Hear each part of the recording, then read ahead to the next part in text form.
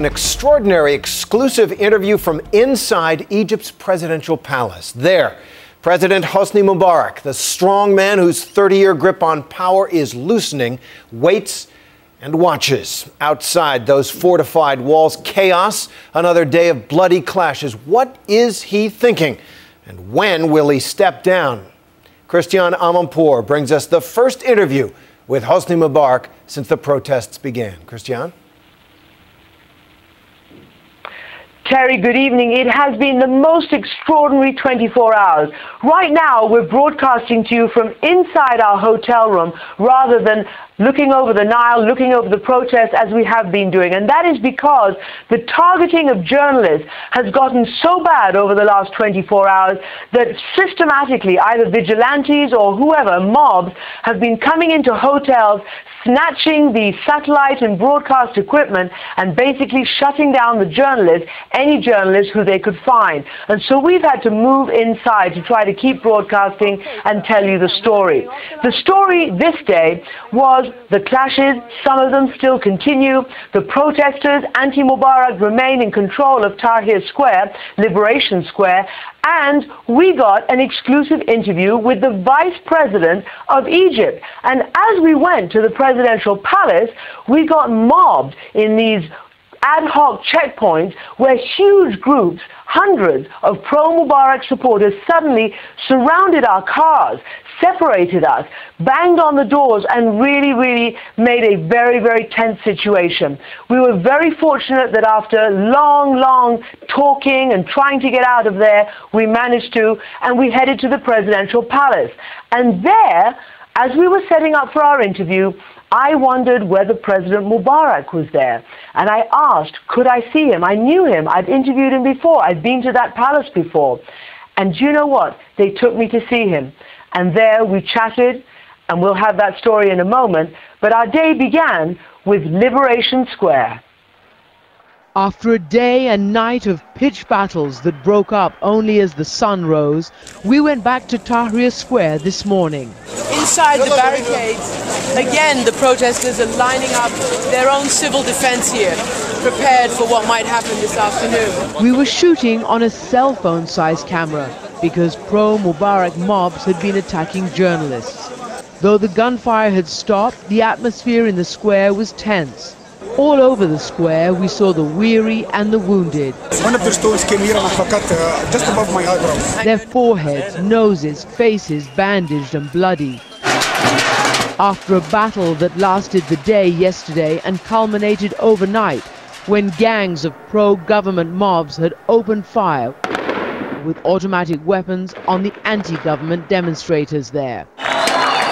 By morning, they remained in control of Liberation Square.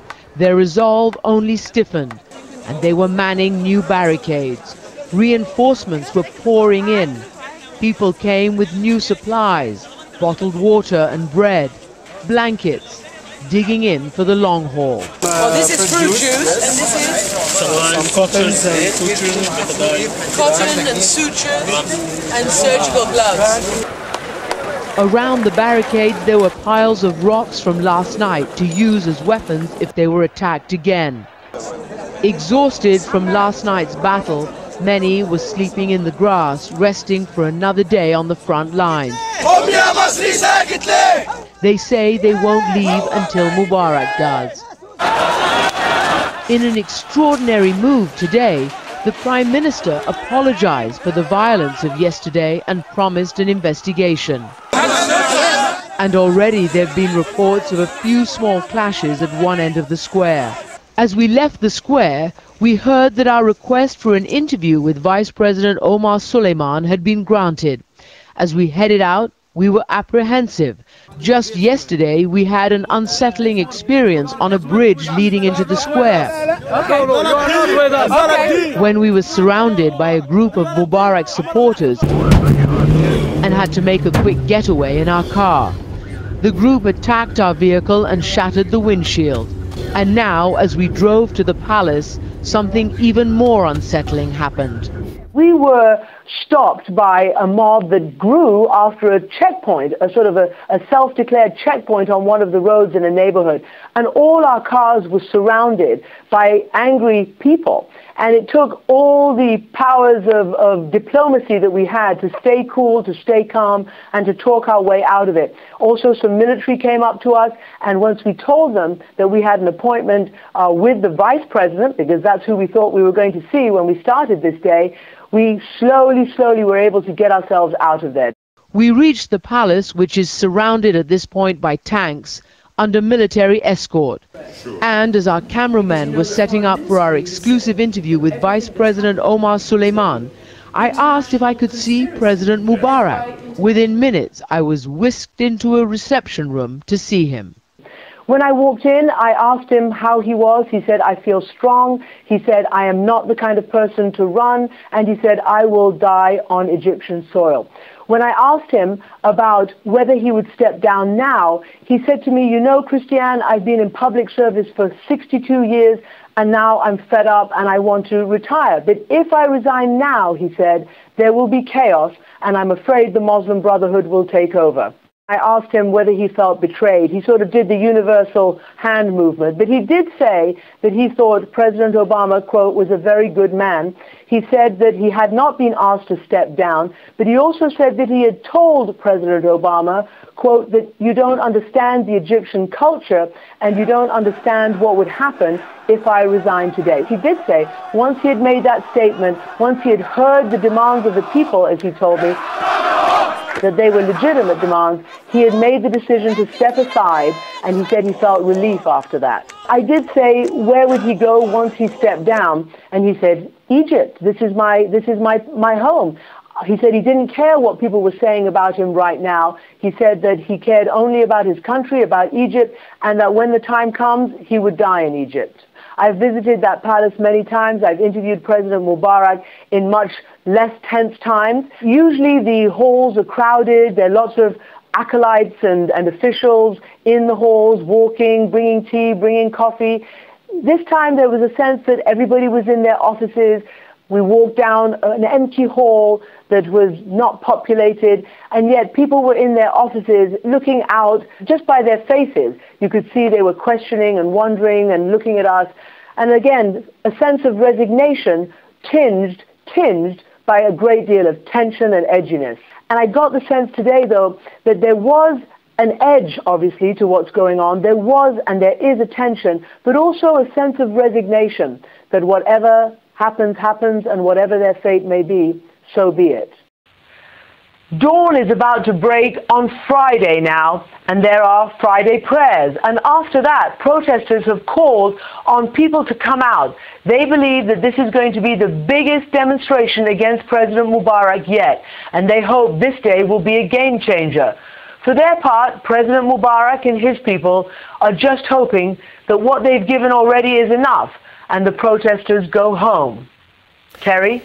It's an extraordinary moment, Christiane, and an extraordinary interview there. This regime under tremendous pressure, this man, this leader of the country, almost absolute ruler for 30 years under such pressure.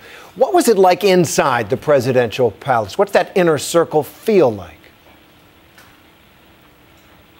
Well, you could sense the tension. You could sense a sort of end of regime feeling, a fin de regime, really. And we went inside, and this was a palace I had been in full. There were press conferences, there were interviews, there were officials running around over the years, and everything was geared towards the president. All sorts of activity going on.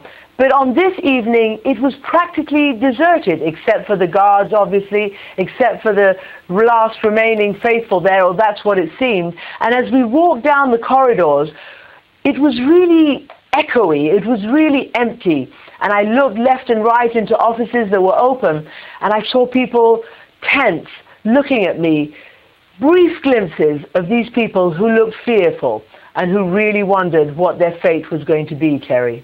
And these kinds of situations, Christiane, as you know, end often in one of two ways, either with the leader on a jet heading for Saudi Arabia or somewhere, or the leader killed somehow, as happened in Romania.